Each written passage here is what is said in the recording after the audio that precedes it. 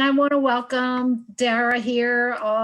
Most of you have had a training or a work with Dara. She first attended a Parent Café in 2008, and she's been involved with Strengthening Families movement ever since. And she consults with organizations and systems that wish to authentically engage families and communities, and has worked with several project launch grantees across the country, assisting them with implementing the Café approach. Many of you know about the Café approach. It's a wonderful way of providing support to families. And accompanying professional development, training, and technical assistance to enhance engagement in parent-provider relationships. Before consulting and family strengthening, she was a sales and marketing professional in the human resources and pharmaceutical industries. She holds a Bachelor of Science degree in education and social policy with a concentration in human development from Northwestern University in Evanston, Illinois. Dara, yay, thank you for being here. Take it away. Thank you, Beth. Thank you, Leah. Thank you, everybody, for being here. I really don't take it lightly that you decide to spend a couple of hours with me and with your colleagues and peers.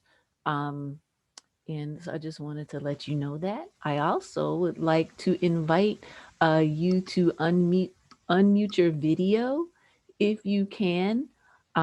It's really hard to have a participatory interactive experience with Black boxes. And so it makes it just a little more pleasant for everyone when we're able to see actual faces for a little bit. I understand if you mute and unmute your video, that's definitely okay too. But definitely when we go into the breakout spaces, it would be great if you unmute your video. And I understand not wanting to be on video too, because we all totally. we all have our bad hair Some days. Some days are better than others. Right? Bad hair days and bad face days and all of the above going on, right? So I completely get it, but just wanted to make that invitation as well. Today, we're going to be talking about the protective factor, concrete support in times of need, and what that really means.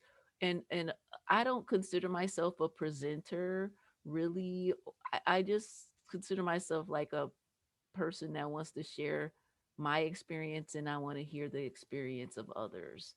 And so my intention is that we all have the space and opportunity to share what we think on this protective factor. So I'll be asking you to talk and chat and all of those things. One of the things we also try to do here is if you're not able to participate in a breakout room, if you could rename yourself with 2 asterisks, so then we won't put you into a breakout room. Sometimes when people can't participate that way, if there's several people in a breakout space like that and like only one person who can participate, it's not good. So if you're able to do that, if you're not able to be in a breakout space and participate, if you could rename yourself with 2 asterisks, that would be great. And one last thing we're going to ask for, there's going to be an activity later on where we're going to need 13 volunteers, and you will be reading us a sentence or two to demonstrate a concept that we're going to talk about later. So if you're comfortable reading out loud and you'd like to volunteer, if you could go ahead and put your name in the chat for that, and then we'll give you more instructions around it when it's time. So can everyone see my screen? Just want to make sure everybody can see my screen. Okay, great. So we're talking about concrete support in times of need and being able to ask for help. We also sometimes say everybody needs help sometime. So really trying to normalize the fact that as human beings, we are social creatures and that we do need each other, period. And sometimes we do need help from each other. So I'm going to breeze past these setup slides because I think we've been doing Zoom almost a year. So we might kind of understand Zoom by now, but I don't always want to assume. So I at least leave it up there for a minute and let people look. how to raise your hand. You go to the participants bar and then raise your hand. You can also tell me to go slower, go faster over there. And then I'm going to ask that you be present. Do what you need to feel comfortable. I think it's okay if you want to get something to drink or something to eat, to have an object close to you that helps you feel grounded. If you need to mute and unmute your screen from time to time, please feel free to do so. But just feel comfortable in the space. And so if you've been in any kind of trainings with me, you know I like to kind of start with us just getting grounded and breathing. And there's so much happening that taking care of ourselves as service providers is really, really important, that we be regulated, that we be able to have the capacity to effectively work with families, and then have the capacity to that our families want to be around us. Okay, so feel free at this time to mute your screen. We're going to do a breathing exercise / meditation, and I'm going to mute my voice, and then I'm going to start this video.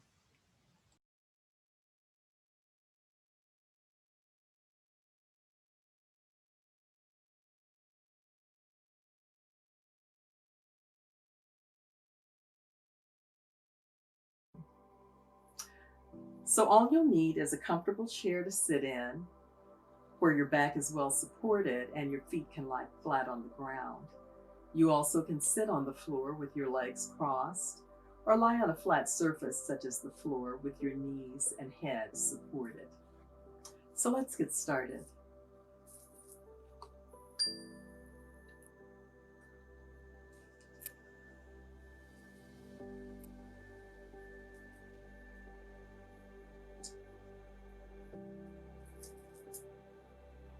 So as you take a nice, long, but gentle inhalation,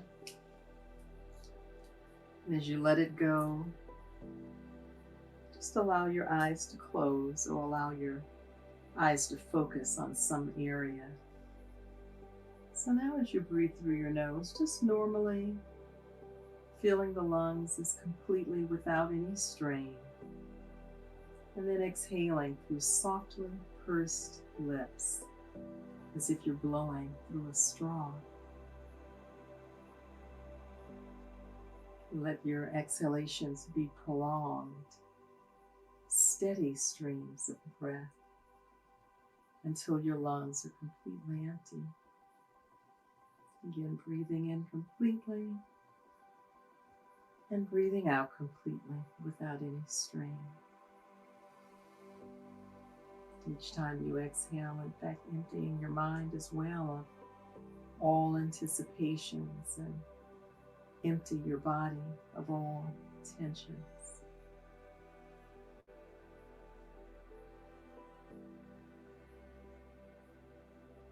As you inhale, fill your heart with joy, and continue to breathe with constant attention and detached awareness. And breath coming in, and blowing the breath out through your imaginary straw.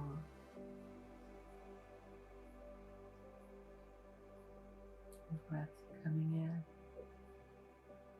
and breath going out. Notice once again the rising and falling of the breath. And slowly feel yourself beginning to rise to the surface of awareness. Awareness of the physical body and how well the chair or floor support you. The quality of the air in the room as it touches your face. And when you feel the impulse beginning to move ever so slightly, stretching our body as if awakening from a long, restful nap.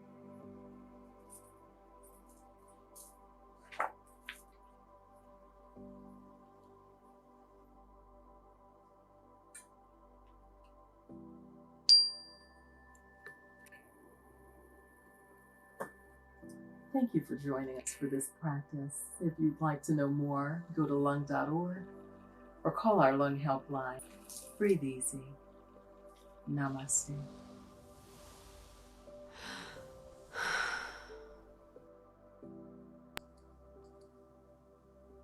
She's a great voice. She does. How many of you, and you don't have to put this in the chat or raise your hand or anything, but how many of you are like, when is this going to be over? How long is this? I see people laughing.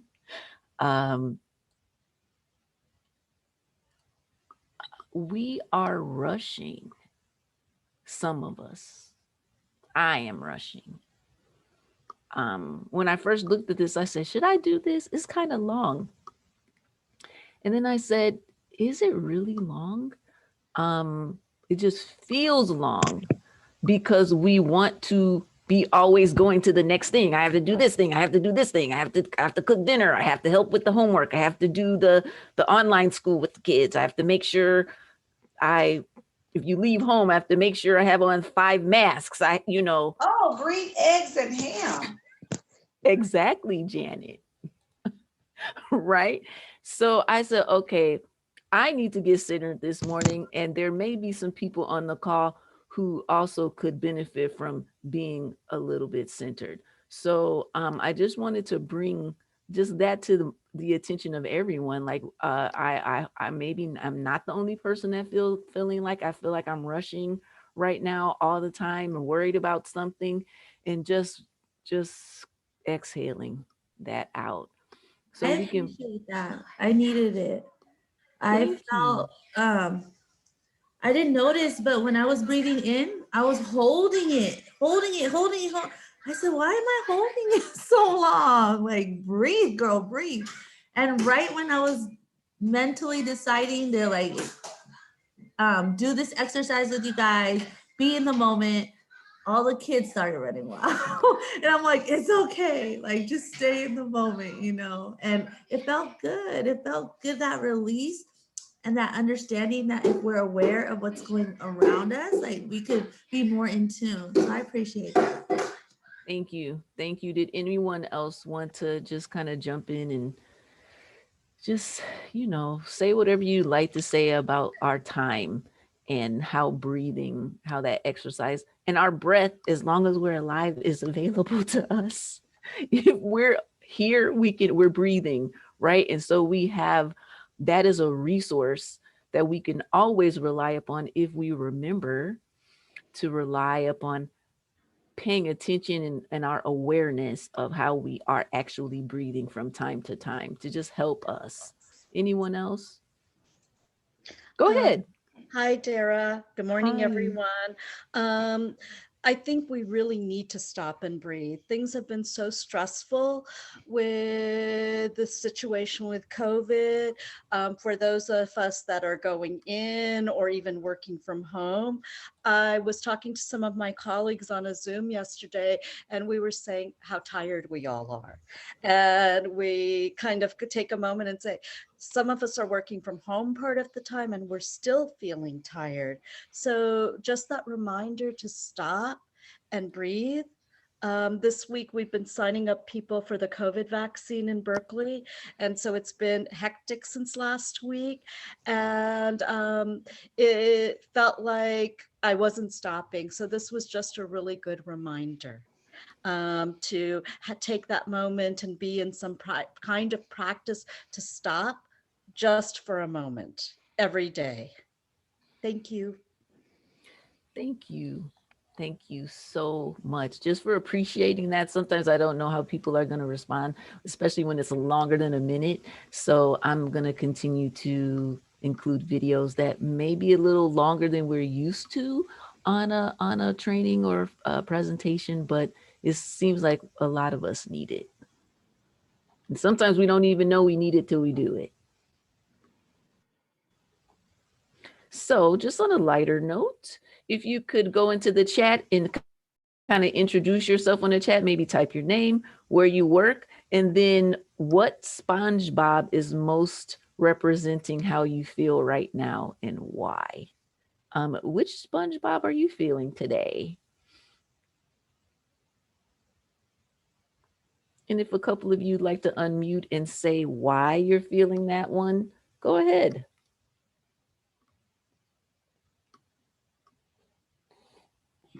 I could go. Sure. Hi, family. My name is Jamie. I am the child care boss. I'm the play group facilitator for Bananas and 4Cs. I own 2 daycares. I am a mommy of 2 and waiting for another one. So we will be 5 soon. And I am feeling 9 because I have all these like blessings that have come my way from this pandemic. Unfortunately, like it allowed me to do more for children through Zoom. So I'm feeling 9 because I didn't take it as like, oh, we're doom and gloom. I took it as like, how can I grow my community and how I could be empowered for others? And it's just been a blessing. So thank you for having me here. I appreciate it. Thank you. Could I have one more person unmute and tell us your number and why? I can, that's fine. Hi, Sybil. Go ahead. Hello, how are you? I'm well, thank you. Good. My name is Sybil. I teach for Head Start, Stockton Unified School District. And I have been taking a lot of First 5 Alameda trainings with Sean Bryant. And I saw your lovely face, Dara, in some of the trainings. And then I thought, oh, and then I looked, oh, she's doing the next training. Okay. So I went into the messages and whatnot on YouTube, and I watched all the past videos so I could catch up. I took the protective factors back in 19 for here in our county. So this will be a little refresher for me. So I appreciate the going deeper into each aspect. I really do. And since I just got off Zoom with 8 3-year-olds, and I've had 2 cups of tea because I took myself off of coffee 2 days ago, I am a 7. Thank you so much, Sybil, for checking in. All right. Thank you. We're going to continue. So the goals for today, the goal for the protective factors framework in general are the 3 bullet points on the top: strengthen families, optimal child development, and reduce likelihood of child abuse and neglect. And just as a reminder, this framework, the Strengthening Families Protective Factors framework, is a CANS framework. It is a child abuse and neglect framework in strength-based form, in strength-based language. Because if we say the child abuse and neglect framework, that is just a low bar. And if we just talk child abuse and neglect, no parent or person mostly sees themselves as a potential abuser or a neglector. But if we talk about our families wanting to be strong, or you ask a parent or caregiver if they like their family to be strong, most people in their right minds are going to say, yes, I want my family to be strong. Yes, I want my family to be stronger. And then that's where we can open the conversation to optimal child development. Families that are strong do not experience neglect and abuse. So this is the purpose of the language, and that is a strength-based approach. So today's goals, we're really just gonna, go into what it means, what this protective factor means, how we're actually providing help, services, support to families. And it's really going to be a lot about us. Because I really believe we have to examine how robust are these protective factors in my own life. What are my experiences that I can connect to these protective factors?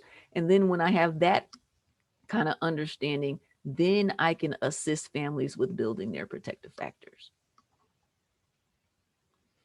So what do you see here? Can I have one person unmute and just like, what is going on here on this slide?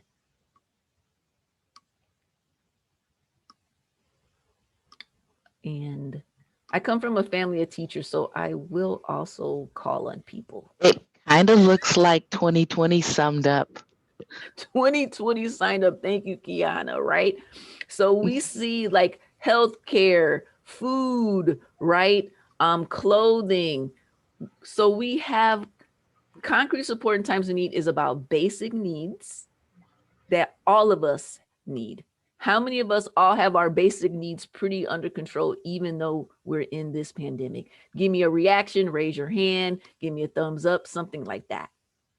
So the other part of concrete support in times of need is understanding how to respond when crises occur.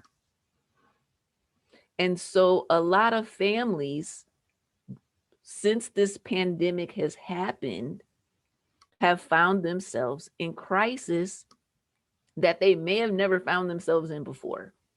So you've seen the lines for the food pickups that are like miles long, and on the news they interview people saying, I never had to do this before. I never had to be in a food line before. So the flip side of having all of our needs met, all of our basic needs met, food, shelter, clothing, medical care, education. And then the flip is when all that goes away, do we know what to do? Are we equipped? Do we have the capacity? And how comfortable are we when we ask? And are we not asking because we're feeling all some kind of way? And we're going to get into that too. So according to CSSP is the Center for the Study of Social Policy. It is the think tank that developed this framework. According to them, concrete support is about families having access to whatever they need, whatever they believe they need to handle the challenges they face and to be successful. So our role in helping families access these essential sources of help is really important. And when I'm a mom or a dad and I can't have my basic needs met or be able to handle a crisis, I'm not thinking about any other protective factor. I'm not thinking about reading. I'm not thinking about no social and emotional competence. I'm thinking about how do I get what I need for my kid? And I'm stressed out too. So part of our role is to help diminish and mitigate the stress that parents feel, caregivers feel when they don't have what they need, connecting them to what they need, quality people, quality places. So we reduce the stress. And when we reduce the stress, we reduce the likelihood of abuse and neglect. See how this all kind of just is like circling back to all the other protective factors that we have talked about. They are all connected. If you ever have a question while I'm talking, go to because I can't see the chat right now, go to and raise your hand or put something in the chat, and then Beth or Leo will help us out with that. So just a little bit more about concrete support in times of need from CSSP's perspective. This is about the parents, and it's actually not just parents. It's about us too, right? A lot of us are parents. Even if we're not parents, sometimes we need help. And for those of us who may not have children, or by our own biological children, think about when you were a kid and how whoever raised you. I ask people to really just think about the protective factors in those terms. How were the people who raised you about asking for help? What messages did they send to you about what it meant to ask for help or not ask, right? So this is about our ability to access concrete supports that address our needs, about help-seeking behavior, the availability and accessibility of resources and services, and high quality service delivery. No one wants to go get help from somewhere where everybody has an attitude. No one wants to go get help where you have to sit in a chair for 4 hours before you get to the person who actually is supposed to be helping you. right? So it's more than like referring. It's more than, giving a phone number. Do we know the places and the people that we are referring our families to? Have we ever been in a situation where we had to access the same help that we're asking families to access? I have, right? I was on WIC, like the last recession. I'm like, dang, how many recessions I'm gonna be living in, right? The last recession, I was like 20, not the one that Obama was in. That was the last one. The one before that, okay, I was 24 or 5. I was pregnant with my first son. I didn't have a job and my husband didn't have a job. We were both unemployed. I had to get Medi-Cal and I was on WIC. And I moved from California back to Illinois. So then I had to go to Illinois and apply for and get on what's called Medicaid there. It's not Medi-Cal, but it's the same thing. So here I am. I just graduated from a great school and I have all this about my future and blah, blah, blah. And I'm married and I'm pregnant and I don't have a job and I don't have health insurance and my husband doesn't have a job and he doesn't have health insurance and I'm pregnant.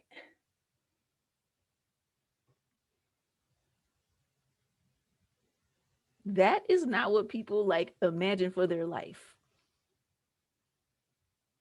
So do you ever have a feeling that and we'll talk more about this later, that you can connect to for when you had to ask for help and what it meant for you to have to do that, and what it means when parents and caregivers are asking for help? And they might ask in ways that are not direct. Are we open to these like nuanced asks, or are they just going like this? Because we won't stop and breathe for 5 minutes so we can have an open mind, because we have too much going on that we can't even hear the nuance ask for help. We're just like, So the deeper dive is about how we're doing our work, how we're listening, how we're responding to folks. Some key terms, I'm going to let you read them. I'll let it stay up there for a minute while I just tell more of my story. So then we finally get the Medicaid. I have the baby. We get jobs. It works out for a while, right? Till the next recession. All right. The next recession, I'm a stay-at-home mom. I have 2 kids by this recession. My husband has a really good job now, but then the recession comes and he works in the construction industry. He was a construction project manager for Granger. And then that recession came and they were like, oh, we got to like this middle management, those are the first people to get laid off. So he got laid off again. So we had to ask for help again. This time he was able to get like a year-long kind of situation. So that was helpful. But we said, oh, Mom, because I'm going to go to work now. Mom, can you move in with us, Grandma and Grandpa, and help us with these little kids? And that's what they did. And that's how we got through that recession, right? Now we're in the 3rd recession. And I was born in the 70s. So in the 80s, it was a recession too, but I was a kid during that recession. And I saw how my parents struggled through that one. Reagan was not good for middle-class people or people trying to get into the middle class. So cyclical economic times and having to ask for help, right? So asking for help, there's reasons why people don't ask. Let me hear some reasons why you think people don't ask or why you don't ask. I used to not ask for help because that's just how I was raised. My mom always said, you better not ask for no handout, especially because they weren't from here. They're from Guatemala. So they had kind of like being scared to ask for any help, but also make sure no one knows you're here kind of status. So I always grew up like I can't ask for help, and that just closed doors for me. And when I met my husband, he's like, you better ask for help, because he was raised different. And we became more successful in me learning to ask for help. But I was raised like, don't even say anything. Just like pretend you're not here at all. Yep. Thank you. Many of us were raised like that. Who else? Why don't Some people great- ask? There's some great comments in the chat. Pride, fear of rejection, feelings of shame, embarrassment, immigration status, the American culture of individualism. Do it on your own. Don't want to bother others. Sometimes we don't know where to go for help. So that's a real one too. I'm not sure if you ask, will they help? So gosh, that's great, everyone. Yep. Here's a lot of the other reasons why people don't ask, right? And you guys hit on most of them, almost probably all of them. But also there's like quid pro quo, like, you need this help? Okay. I'm going to hold that in a back pocket of mine. So then when that kind of, right? There's also like people of color not wanting to ask for help because in our minds, it might confirm stereotypes about us. Oh, you have bad judgment. Oh, you don't know how to spend your money. Oh, you are promiscuous, and this is why you have so many kids, or all this kind of stuff, right? So then a lot of people are not asking for help because my asking for help may confirm to this person who's supposed to be helping me a stereotype that they already hold in their hearts, and I'm not going to do that, right? So there's so many reasons why people don't ask. And then the interesting thing is how easy it is it for us to ask. But then as service providers, maybe sometimes our expectation that family should be asking, even though we don't. When's the last time you asked for help? Somebody put it in the chat. When is the last time you said to anybody, any human being on the planet Earth, I need help with fill in the blank. Help me with blah, blah, blah. Jamie said this morning. Let's And go. Someone said 2008. Right? So if we're not comfortable asking for help, how do we expect families to be comfortable asking for help if we can't even access, or we're unwilling to access that? And for those of us who have kids, and if they ever had a problem at school, like a math problem that they couldn't figure out, or some chemistry or whatever, what do you tell them? Mom, I don't know how to do this problem. There's something I didn't understand. The teacher, blah, blah, blah. What do we say as parents? Or what did your parents say to you? Try to figure it out yourself. Either figure it out yourself, or why didn't you ask for help? Why didn't you help? ask the teacher? Or why didn't you take any good notes? Yes. Why did you ask for help? Well, you better go ask for help, because my parents would be like, I don't understand y'all new math. So you better go ask for help, right? So we tell our kids, many of us, that they should be asking for help when they don't understand something. But are we demonstrating that? Are we letting them see us ask for help? Little story, like my husband, if we're lost, he will never say he's lost. Like, I don't know where I'm going. It just cannot come out of his mouth. Now, when I drive, I'll put on the maps. I'll stop somewhere, ask like, am I going the right direction? So my kids, when I drive somewhere, they are kind of more nervous when I drive because I might not know where I'm going, but I'll say, I don't know where I'm going. But my husband will just fake like he knows where he's going.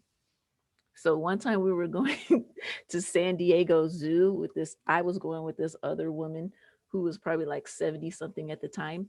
And I decided to drive. She asked me to drive. I said, sure. I didn't want her to drive, but I didn't know how to say, like, I don't want you to drive all the way to San Diego to somebody without like hurting their feelings.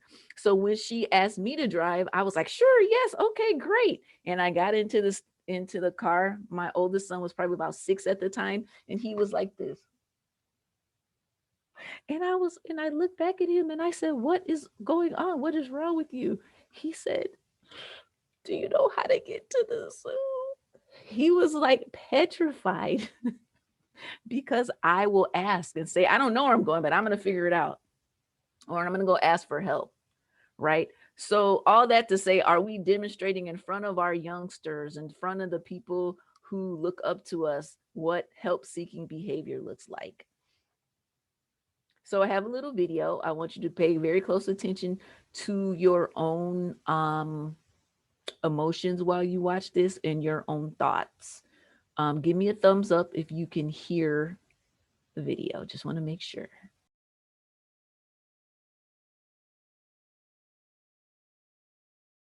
How many of you think you want to be more vulnerable and dare greatly? How many of you are comfortable asking for help? Yeah, right. Oh, good. Yeah. That was awesome. Then it sucks. Yeah. Asking for help from whom?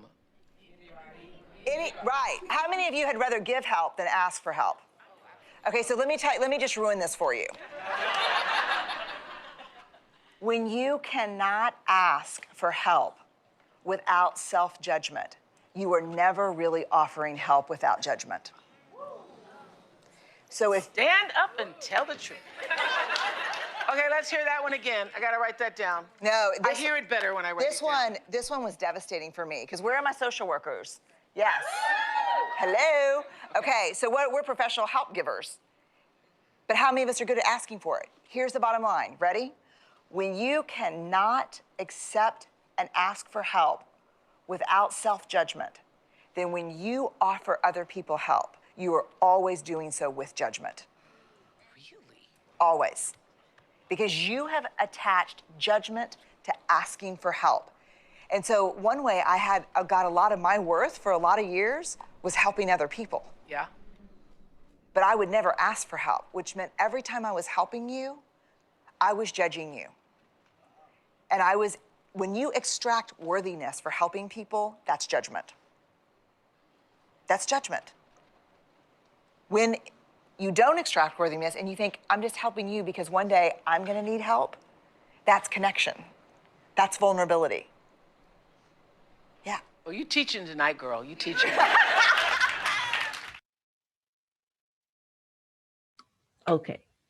So I told you earlier, concrete support in times of need is about families, people having what they need, whatever they feel like they need, and basic needs and response to crisis so they can be successful and reduce the likelihood for parents and caregivers of child abuse and neglect. But in a deeper dive conversation, which is what we're doing, we're thinking about this more deeply about why we don't even want to ask for help and how that sentiment could carry over into how we provide services for how we refer, how we resource, how we talk to families. So we're going to go into some breakout rooms for about 10 minutes. And I just want you to talk about your reaction to what Brene Brown said about asking for help, the judgment, self-judgment. So I don't have a question for this. I just want you to go into the breakout room and just talk about what impacted you and what is your reaction to what she said. All right, so remember, if you cannot go into the breakout space and participate, to put 2 asterisks before your name. And if we're ready, Leah, you guys can go ahead and join and introduce yourselves when you get in there. Hey, everybody. How was that? If I could have someone, if you want to, say something about the video or what you guys talked about in your breakout space, feel free to do so. If you don't want to report out, you don't have to. I'm not a fan of forced report outs. I guess I could share a little bit. Sure. I was actually it was only 2 of us that chose Spanish, so we got some great time to dive in. Nice. We something like one of the highlights that came from our conversation was around just how crises bring people together. So even though it's like very negative, but at the same time it brings people together. And I was sharing with the other person that, you know, I also read that in an Oprah magazine, how the better we are, the less we want from people. But when there are crises or wars or pandemics, right, the more we need something from someone. So in a way, it brings more connection. So we were talking like right now when we work with our type of work is just give. But through this pandemic, it has helped just kind of like connect with our clients into, I'm going through this crisis too. I don't have toilet paper either. Someone lost their job too. So they are more open to talk about their needs. Yeah, that's happening and this and that. So I think, you know, it was a really bad year, but it's also has brought, strained those connections and just that, like we're all going through this together. Like, oh, I haven't slept because I'm so stressed or anxious about it. So I think that's just really good to be able to connect with people even during this crisis. Wow, you brought us some really great points. Thank you so much. Who else? I can go. I think for our group, we were 4 of us and we were culturally diverse.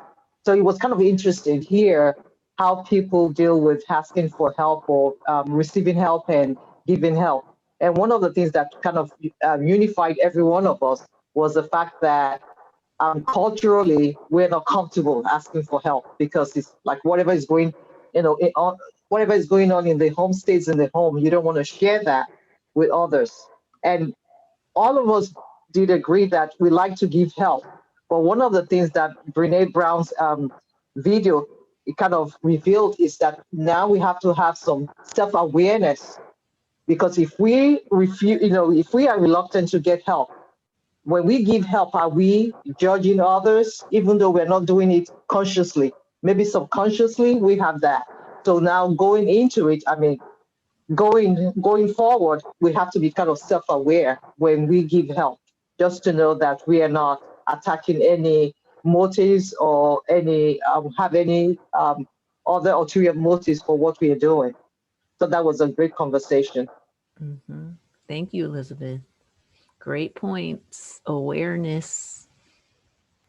And I could go ahead. Go ahead. Sorry.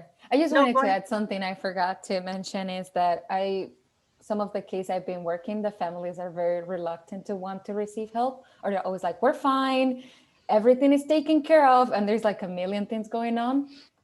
So one thing a supervisor recommended me was to ask them, instead of what do you need, but like, how can we make things better, even better? So maybe that would be a good card to share with the rest of you.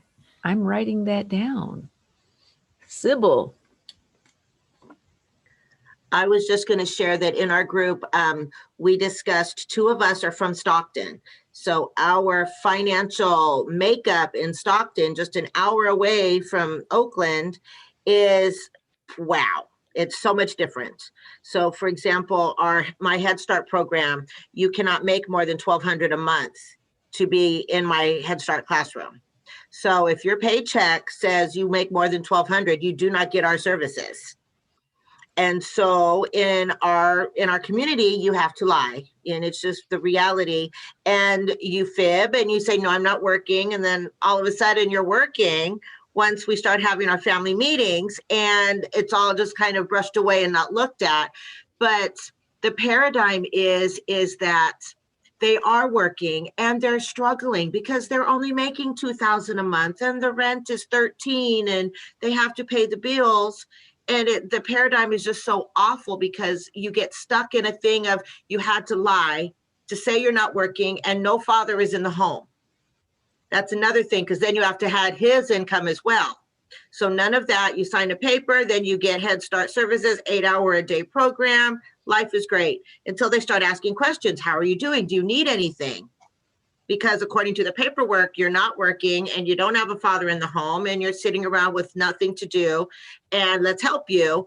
And so they can't feel as if they can be honest with us and say, yeah, you know what? I paid my bills, but I do need help with this, because they're afraid of getting in trouble and losing the services initially. So it's difficult. And I mean, Wow. I was looking at different demographics for Alameda County and Contra Costa County, and the income levels are so much higher. Head Start is $49,000 a year, I believe, for a family of 2 or 3.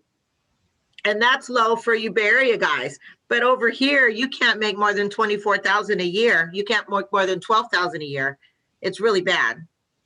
And so they're stuck. They don't want to ask because they're afraid. And so it's really fearful for them to have to ask. Wow, Sybil. Wow. And then the other woman that was speaking, it's SP, is it Natalie? Okay. What you were saying as well, honey, is that, you know, we want to ask them for help, but they're, you know, very complacent. No, everything's fine. Everything's fine. And our administration almost wants us to force the help on them. Well, if they're not Zooming because they're not working and there's no dad in the home, so they are at home and they're not Zooming, let's give them a computer. And they didn't want one because they're working 9 to 9 at Amazon and they don't get home until 10:30. And how can they Zoom, but they can't tell us that they're working at Amazon because then they'll lose school. So we've had to force a lot of schooling on them as well. So that's been kind of rough for the families. Oh my God, Sybil, thank you for bringing that perspective around how our policies, procedures, our bureaucracy is just a loser and crummy and not responsive to the needs of families. Mark, you have your hand up. Yes, thank you. I was also reminded of policies and procedures and value statements, even in agencies and nonprofits and church ministries, that definitely reflect a consensus of judgment from the very top and in the foundation of nonprofits or government agencies, that there is this judgment that maybe initially, you know, someone says, well, I'm not sure we should necessarily assume that about those that we're serving in this population or that population. But then eventually kind of drink the Kool-Aid and no one challenges it. And it's very, you know, the bigger the organization, then the harder it is to try to reform those things. But definitely these clients are, in my case, I call them crowns out of the Bible, my beloveds, my joy and my crown. You know, they pick up on this. You know, they might, as she was saying, kind of work the system if they have to, but they know when they're being judged, and they will withdraw as soon as they can. You know, I've had, you know, trafficking victims, for example, or homeless, runaway foster group home kids, and you know, they'll all say, you know, I could ask for help, but they're going to judge me. You know, I just had a foster kid who was a good friend of that 15-year-old that was murdered in Vacaville. She says, you know, they call us bad, they call us delinquents, they call us hoes, you know, and it takes a lot of strength if everyone who's supposed to be helping you are calling you those things to the point that you know, don't object to them anymore. So it's I had another young lady, you know, she said, yeah, I could go there and probably get some help, so I'm not on the streets and getting beat and having to do these various things. But, you know, they're going to make me stand up on the pulpit and thank them. or they're gonna make me show up at a fundraiser and tell my story and make people cry for them to pull out their checkbooks, or they're gonna want to highlight me in a newsletter. It's gonna be out there forever. And it's like, yeah, many of them will. You're absolutely right. Wow, Mark, thank you. Well, see, when we go a little bit deeper, it's more than just like, hey, what kind of referral? What's places over here? And all this is so much deeper than that. We've been on for over an hour. I want to give us a break. Jamie, you're the last comment before our break, so make it brief. And we're going to have like a little 5-minute break. Jamie, did you want to say something? Because I see your hand is up. Okay, go ahead. The mute button didn't want to work. I'm like, what I learned from the video was what really resonated in my heart was the judgment, right? Because I think unconsciously I was doing that. And then I put myself in like, why am I doing that? Because I know I'm not, that's not in my heart. Why am I judging her? And then it clicked. Jamie, you didn't do your homework. You're a playgroup facilitator. You're supposed to facilitate. I'm not an auditor. I'm not checking on the numbers or how to get there.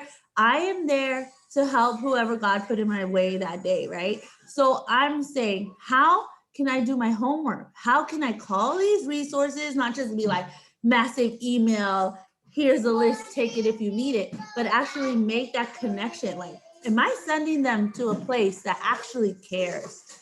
And if I could find one person in that whole building that cares, can I send my families to that person? Make sure that they're gonna get what they need, right? And not just push the email, not just give them the 1-800 number, but go to that line. Go figure it out first, right? So it's easier for them and they can get the help quicker. So that resonated with me with the video. Mm-hmm. Thank you. Oh, you're welcome. You're welcome. So it is 11:07. Let's break until 11:13. So please come back and be ready at 11:13. Feel free to mute your mic and your video for 5 minutes.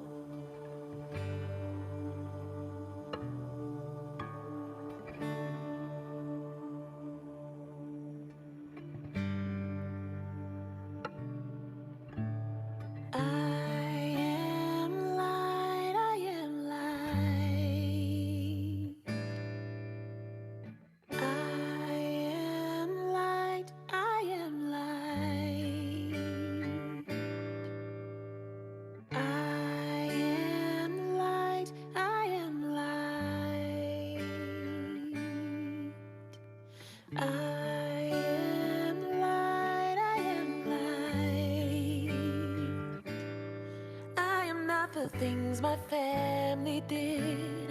I am not the voices in my head. I am not the pieces of the brokenness inside. I am light. I am light. I am light. I am light.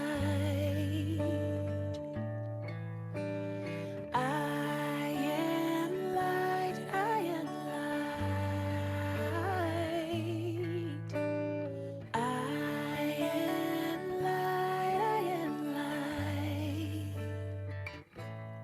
I'm not the mistakes that I have made, or any of the things that caused me pain. I am not the pieces of the dream I left behind. I am light. I am light. I am light. I am light. I am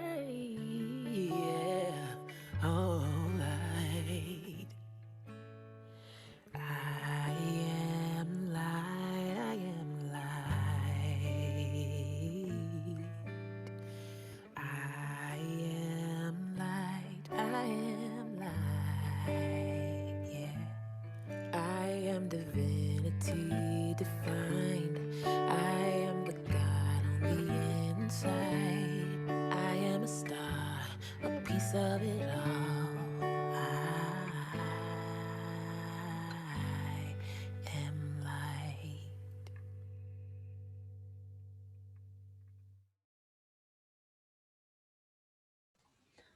Thank you for coming back on time. Beautiful, beautiful, beautiful, beautiful. Oh, thank you, Miss Rose. Oh, so beautiful. Thank Who you. was that? That's India RE. We will get it into the chat, Oh my the God. link for that.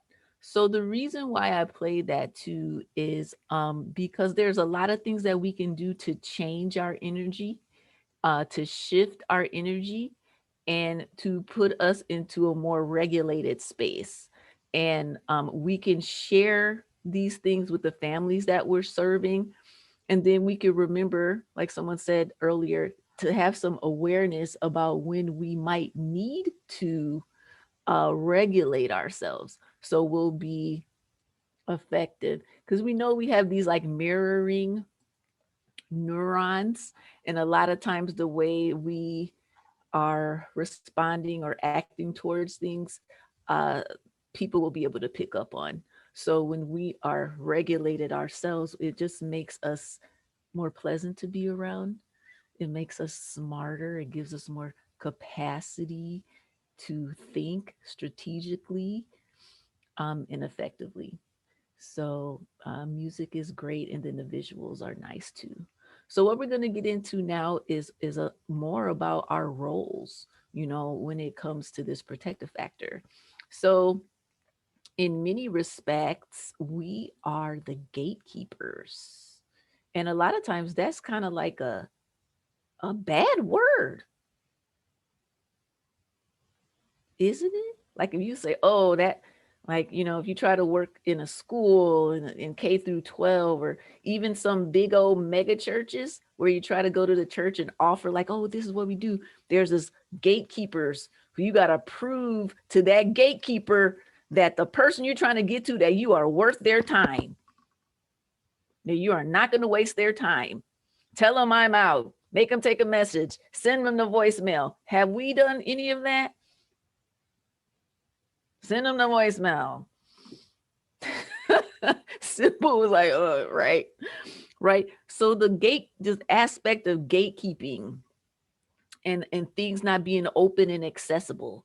So making sure that we are, if we're going to be gatekeepers, that we be open and accessible gatekeepers, that we be responsive gatekeepers, that when we say we're going to get back to somebody within 24 or 48 hours, that we actually get back to them in 24 to 48 hours. Or we change our outgoing message so that's not an expectation anymore.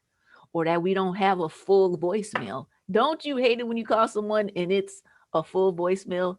We cannot take more messages. You're like, I just got my nerve up to call and this is what I get. Think about, put yourself in the shoes of the families. They finally get over all the stuff we just talked about why they don't ask. They pick up that phone and they get, this voicemail is full. And then they press 0 and then it sends them on this whole like crazy maze of voicemails. That's what we're talking about today. So we are gateways. If we're doing this work, we kind of are gateways to the help that a lot of families need, because a lot of times the help is not purely accessible to families. They have to go through a agency, through a CBO, through a system to get what they need. And often, like Sybil said, this is so terrible. We're making families, to some degree, individuals, check their dignity at the door, because I have to prove to you how poor I am. I'm so poor, I need this help. I'm so messed up. I'm so this, I'm so that, right? It's like a checklist of pathology that people have to prove to get some help. It just stinks. And I'm just ranting right now. Thank you for listening. I'm going to continue with my PowerPoint. I have another little video that I want you guys to watch. Make sure you can, I want to make sure you can hear it. Just give me a thumbs up when the audio starts.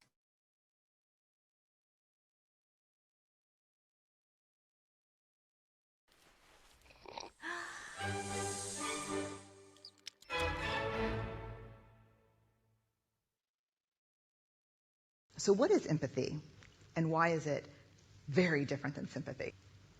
Empathy fuels connection. Sympathy drives disconnection. Empathy, it's very interesting. Teresa Wiseman is a nursing scholar who studied professions, very diverse professions where empathy is relevant, and came up with 4 qualities of empathy. Perspective taking, the ability to take the perspective of another person or recognize their perspective as their truth. Staying out of judgment, not easy when you enjoy it as much as most of us do. Recognizing emotion in other people and then communicating that. Empathy is feeling with people.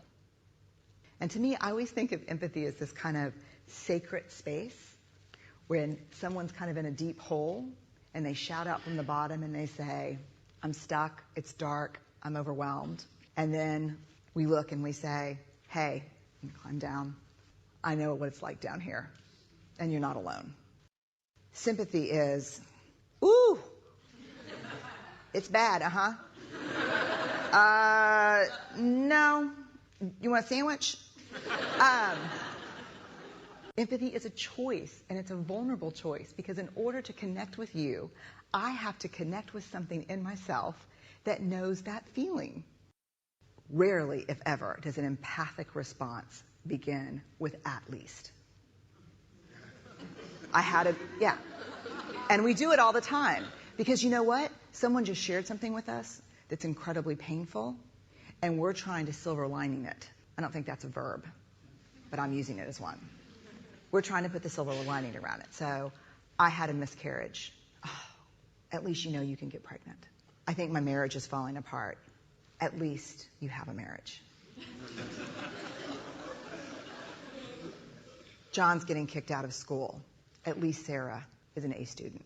But one of the things we do sometimes in the face of very difficult conversations is we try to make things better. If I share something with you that's very difficult, I'd rather you say, I don't even know what to say right now, I'm just so glad you told me. Because the truth is, rarely can a response make something better. What makes something better is connection.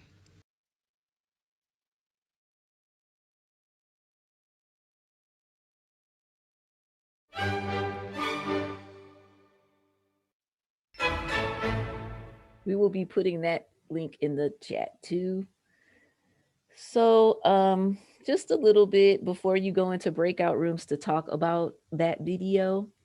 So empathy versus sympathy, just having some awareness around what that is. And when we're in our helper mode, when we're in our service provider mode, when we're talking to families about how we can make things better. Thank you so much. Are we being sympathetic or empathetic? So empathy, these are the 4 things that the nurse, I can't remember her name at the time. She just said her name, but I don't remember it. What she came up with, perspective taking, the ability to take the perspective of another person or recognize their truth, not filtering their truth through our experience. Well, you know, we're both Black. That's not so. We're both this, that, no. Right? So sometimes we take other people's experiences and we filter it through our experience. And then we're like, that doesn't add up or it doesn't make sense. Well, because it's not your experience. Staying out of judgment. She talked about that in the last video. Recognizing emotion in the other person. If we don't ever slow down or have the capacity to be in present, and when we're multitasking, we're not present. So if we're multitasking, we're not present, And it's really hard to recognize emotion in other people when we cannot be present with them for whatever reason. Coronavirus is a very good excuse for not being present. It's for real, right? We have things that we're dealing with. How do we still be present so we can recognize emotion? And now we have to recognize emotion through Zoom. So I don't know how you can multitask, have two monitors up, your phone going, your cell phone going, your desk phone going, two monitors, and be talking to a family about what could make it better, because we're not present. So it's not possible to recognize emotion in that scenario. So then when we are present enough to recognize the emotion, how do we communicate that? How are we communicating that emotion to the other person? And then I have this little Venn diagram around what empathy is. Some words: nurturing, caring, love, relating, communication, understanding. So we're going to talk about this. You're going to talk about this in your breakout. If sympathy drives disconnection and empathy fuels connection in your interaction with families, how can you demonstrate you are feeling with? Remember, she said in the video, empathy is about feeling with. How do we demonstrate that in what we say, in what we do, in how we act with the families that we're serving? If there's no connection, why would I be telling you all my business? Why would if there's no connection, I'm not going to leave my dignity behind. Because a lot of times that's what our systems are asking the families to do, is just leave your dignity over there. Don't be trying to be all proud. Come over here and tell all your business, and then we can help you. Okay, I don't need it no more. Right? So you're going to go into your breakout space again for about 10 minutes. Maybe we'll give you, was the first one too short, or was it enough time? People are like, okay, let's give you like 12 minutes this time. Just give you a little bit more. And you're going to answer this. How can you demonstrate you are feeling with? How can people feel that? Because you can say, I'm feeling you, or I'm feeling with you. That's kind of weird, right? So you have to show it. You have to be it. You can't just say it, right? So how do we do that? So Leah, are we ready? All right. See you guys. See you in 12 minutes. All right. If anyone, feel free to unmute and share what impacted you, either about the video or about your conversation with your colleagues. Feel free to unmute. You could raise your hand and unmute so we aren't like not talking over each other. Go ahead, Brenda. Go ahead. Okay. Well, we had a really good group meeting, and I think through it all, if I were to sum it up in one word, it was validation. Validating what or who we're working with, what they're dealing with. So if they're saying they're sad, not try and say, oh, but other people are even more worse. Say you go where they are and you validate that sadness. Mm-hmm. So that's all I wanted to share. Thank you. Natalie, I think I see your hand. Yeah, I do second that, Brenda. And also other stuff we were thinking around was that part of our job is to be those fixers. So sometimes it's just really hard to take the information without thinking of a solution or what can we do. And like that sense of pride of like, I'm hired to do this. Like I'm hired to fix this. So how come I'm not getting it done? But I think it also takes that vulnerability from our end to be like, I don't know what to do with this. Like I never had the case like this. And like I hear you. And another thing that was coming up too is not only listening, but also since our roles is in a way to support in finding those solutions, but also reframing those questions from like, oh, you should be doing this, or when are you going to call this person, more like, have you thought about something already? And then supporting the family in coming up with action plans. I think oftentimes it's us giving them tasks instead of finding what they want to do, which might make more sense for their schedule or for their daily routine. than our 100 to-do list. So I think, yeah, we had a great conversation about all of those things that come up. Mm-hmm. Thank you. Anyone else? Either on the video or on your breakout discussion. Okay. So, I can. Go ahead. No, you go. No, I was just going to say, all of us, the women in our group, we all said about the same thing, that we need to just remind the families that they're people first and not just a file or not just something we need to check up on. That one woman's a social worker, and so she said she just wanted to make sure that they knew that they were important and that their needs are important first before anything else. And for me, I was just saying, sometimes we need to just be an active listener. Sometimes they don't need the tangible food, shelter, clothing. Sometimes they just need a listening ear. And I have to be an active listener.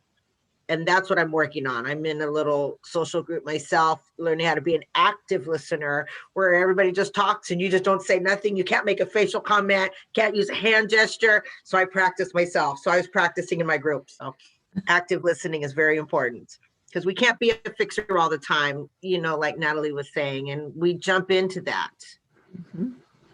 To try to fix their problem right away. Oh, I've got a referral for that. Oh, I have a number. We could just call them right now. Yep. Thank you, Sybil. Piggyback on what Sybil said as well. However, I also I think that the deeper issues or the deeper transferences that we get are that we're workers, social workers, and some of us also have gone through so many such as trauma. So we sometimes feel like, those things kind of like, oh, that's kind of like me. I know how you feel. So it's really important that we as well really check within yourself what sympathy means and what empathy means. And empathy can definitely be, active listening skills, yes. And not, knowing when you can help fix it by giving them resources, but also stepping back and giving them the choice and the options, and they choose. So earlier on, I think we were talking a little bit about, should I offer this client this if they said no before? And you continue offering, it's okay. That is their choice, and we have to respect it, right? Mm-hmm. And so I think knowing that is really profound, like knowing where your buttons are being touched and fueled. And, I know it's easier said than done when we're there. And, but it's demonstrating, being consistent, is important to clients, especially with so much crisis and trauma. So if you say you're going to do something, please do it, because that's where trust starts. Mm-hmm. And how we offer what we're offering, right? And also too, when we're in our role as service providers, a lot of times the needs that families present are symptoms of other underlying things that are going on. And part of building relationship, part of our jobs really are to be able to build trusting relationships with families, right? And if we're doing that in a strategically authentic way, we should be able to, at some point, be able to start addressing these underlying needs, not the surface ones that we can see, like you're getting evicted or you need food or whatever it is. A lot of times there's like deeper things going on. And how often are we getting to that conversation about that may require, we're planting seeds. A lot of times we will never see the result of all the work that we're putting in to help families be successful. It could, But understanding that for a lot of families and for us, it's a journey. It's a journey. We're on journeys, right? And how do we contribute what we need to contribute to that family while we're in their lives, right? So now we're going to go into an activity, which is really just kind of like a visual activity to really remember and have some more awareness about like the multiple things that could be going on with families. And a lot of times we're not getting the whole story, as Sybil so brilliantly laid out. We might be getting part of the story, but there's a whole bunch of other stuff going on. So they might be telling us this is happening, but way more than that is happening. It's almost like you can guarantee more than that is happening. So we had our volunteers, if you guys are ready, and I'm going to share my screen.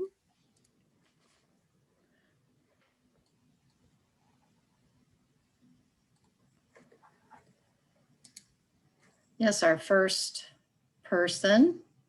Okay. Is Jaime. Is it Jamie? I'm sorry, you can unmute. I'm not sure I'm pronouncing your name properly. It's Jamie. I get it all Jamie. the time. Okay, I apologize. No problem. I'm going to go to the next slide and then we'll start. And then Beth, if you could call out the names, that would be great. I will.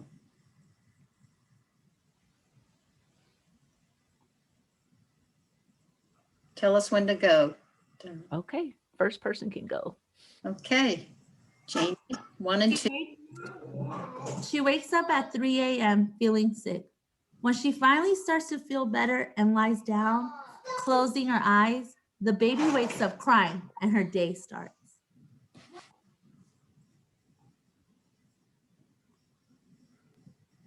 Leaving the house, she realizes she doesn't have lunch money for the day for her 6 and 8-year-old children. She writes a note to their teacher asking if she can charge lunch, saying she is out of checks. Next is Nydia or Nydia Sanchez. Reading number 3 and 4. Let's see, did we lose her? No, I'm here. So do you there want you to are. read number 3? Yes, number 3 and 4. Thank Dropping you. off all the 2 children at Fun Company. There is a note in her box saying that her check for the previous week bounced. She needs to pay for previous week this week and pay the return check by Friday.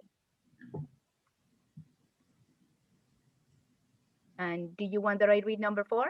Yes, please. Okay. As the drops of the baby off at the childcare, the baby throws up of himself and all over mom's blouse. Oh boy. And next up, we'll have Sybil for number 5 and 6. You're muted. There you go. All right, good. She calls her boss to inform her that she will be a few minutes late. She has to go home and change blouses. Her boss said she can't be late and she needs to come to work now. So she goes to work with throw up on her blouse. Oh, did I skip number 4? Oh, no, I did. Okay. No, you're perfect. Now you're Okay, number great. 6. All right. Today is payday and her check for a 30-hour work week is $270. Her bill for Fun Company and childcare is $135. Okay. Thank you, Sybil. Of course. I have Mark Fisher. You can unmute and read number 7 and then number 8. After work, she stops at school to pick up her 6 and 8-year-old children. When she comes out of the building, her car, the one she got from her brother's friend, won't start. She tries to find someone to jumpstart her car. Finally, a man stops to help. He tells her not to turn the engine off until she gets a new battery.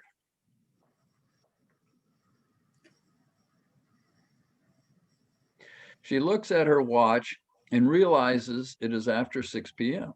which means she is late arriving at the child care center to pick up her baby. She has to pay $1 for every minute she is late. By this time, she knows she will have to pay at least $15.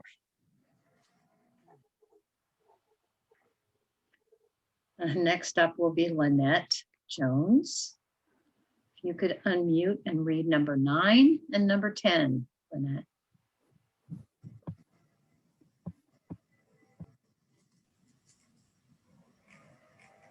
Make sure you're unmuted. Are you here? Oh no, maybe we lost you. I don't see Lynette. So No, I am here. Do you want there me you to are. read it? Sorry. Yes, please read 9 and 10. When she gets home, she looks in the mailbox. Still no child support check. 7 weeks without a check is difficult. She called juvenile court earlier today. They said they would check into the matter. Another ball. She looks through the cabinet for something to prepare for dinner. There is no meal or bread.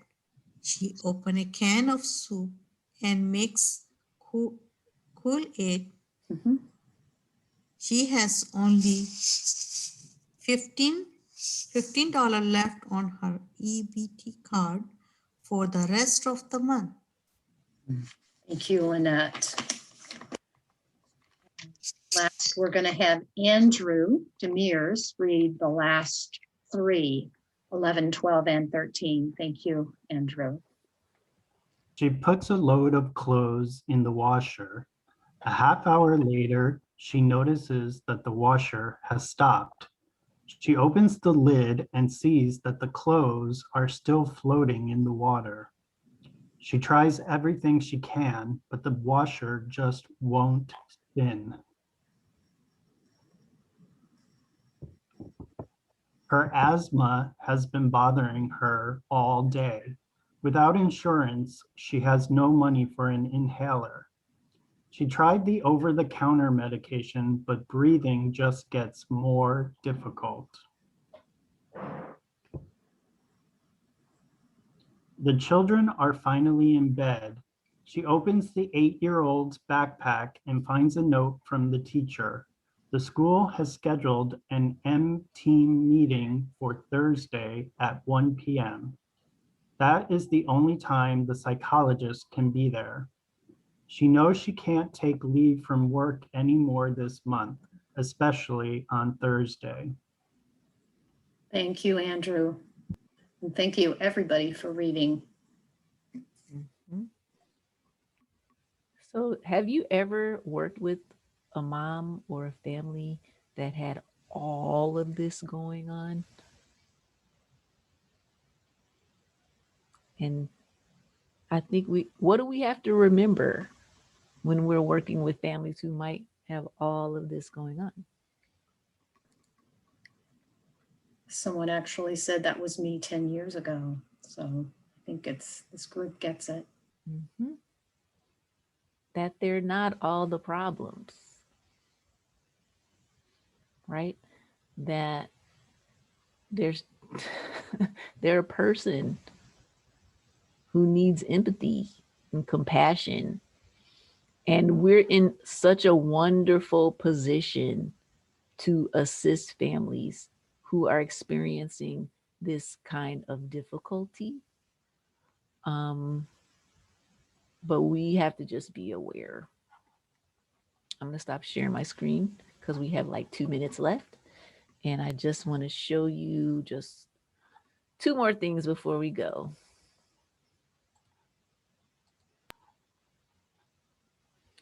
So there's 2 strategies associated with this protective factors. The first one is linking families to services and activities. That's the strategy to build this protective factor. So it's making our referrals, it's following through, it's being responsive, it's saying what we're going to do and then doing what we say we're going to do. It's saying when we don't know the answer, when we don't know, right? And that we'll figure out and maybe do some research around it as well.